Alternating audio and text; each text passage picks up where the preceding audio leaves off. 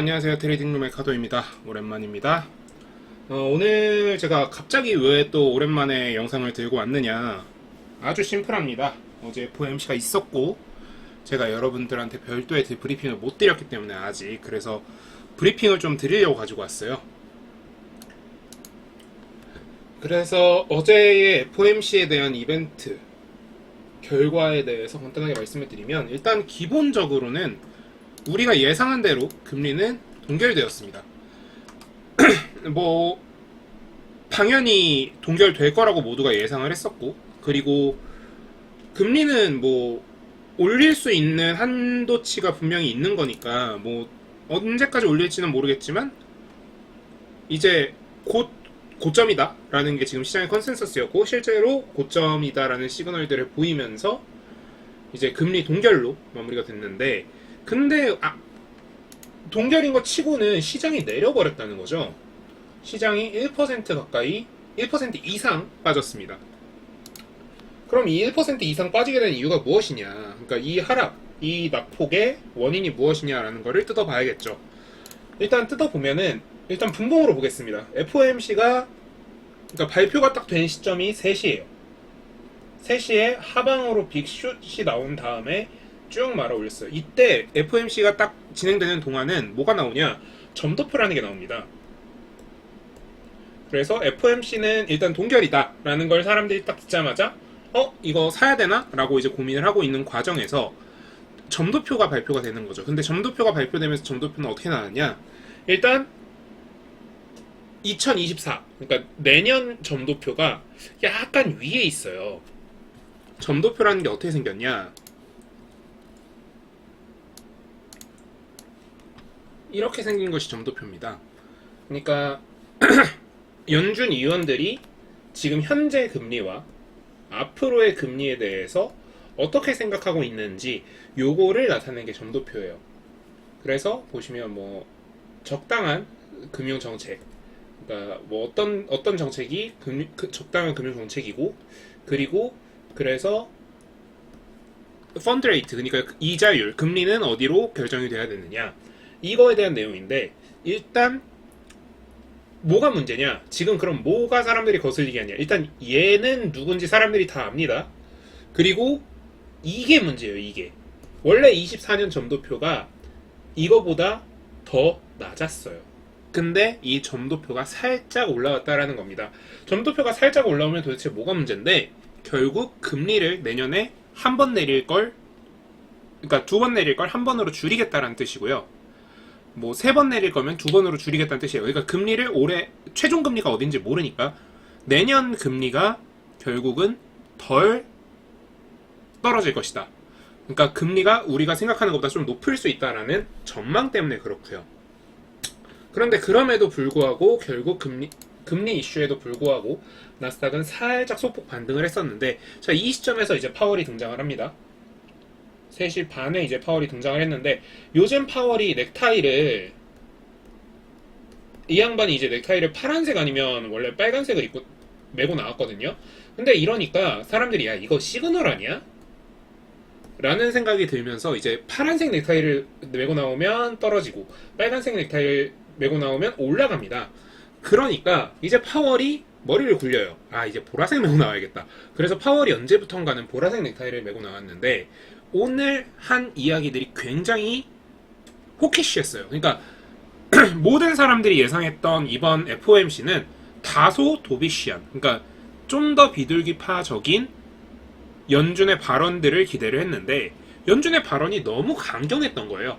어떤 뉘앙스였냐, 일단 첫째, 금리는 조금 더 지켜봐야 될 것 같다. 그러니까 지금 아직은 내리기에는 약간 좀 모자란 느낌? 그래서 너네가 생각하는 것보다 다소 천천히 내릴 가능성이 있다, 요런 이야기를 했으면서 동시에 여전히 강하고 그래서 인플레이션에 대해서 앞으로 우리가 생각하는 것과 지금 너네가 생각하는 게 다를 수 있다라는 뉘앙스의 이야기를 했어요. 그래서 이게 이거 약간 애매한데 라는 생각이 당연히 들 수밖에 없는 상황입니다. 거기다가 뭐 금리 인상이 기업 투자에 되게 큰 부담이 될 수 있겠지만 미래를 내다봐야 되기 때문에 그거는 고려하지 않는다는 뉘앙스를 풍겼고요. 가장 중요한 게 딱 이 시점의 멘트예요. 가장 중요한 멘트가 뭐였냐? 정확히는 멘트가 아니라 질문에 대한 답입니다. 가장 중요한 질문에 대한 답이 뭐였냐? 질문이 이런 질문이었어요.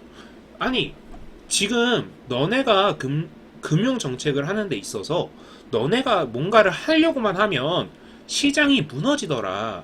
증시가 무너지던데? 너네 증시가 계속 무너지는 거 그거 책임져야 되는 거 아니야?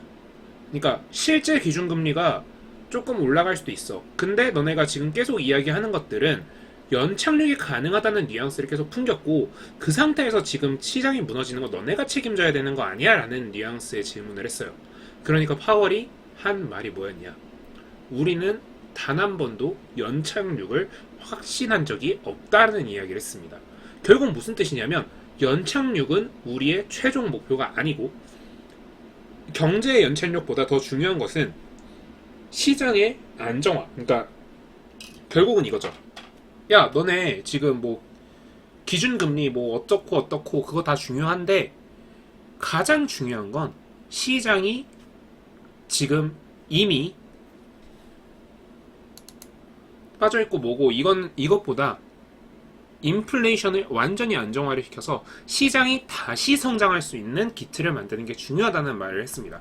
결국 뭐냐면 경제의 연착륙은 우리가 고려하지 않겠다. 즉, 경제가 아무리 위험해도 추가적인 금리 인하 혹은 더 빠른 금리 인상의 종결은 없을 거다라는 이야기를 하게 된 거예요. 그로 인해서 지금 시장은 약간의 충격을 받았고요. 이번에 굉장히 도비시할 거라고 예상했던 FOMC 대비해서는 혹시합니다. 근데 여전히 저번 FOMC에 비해서는 다소 뉘앙스가 누그러졌기 때문에 저는 결국 이게 다시 올라올 거라고 생각하고 있습니다. 다만 지금 시장이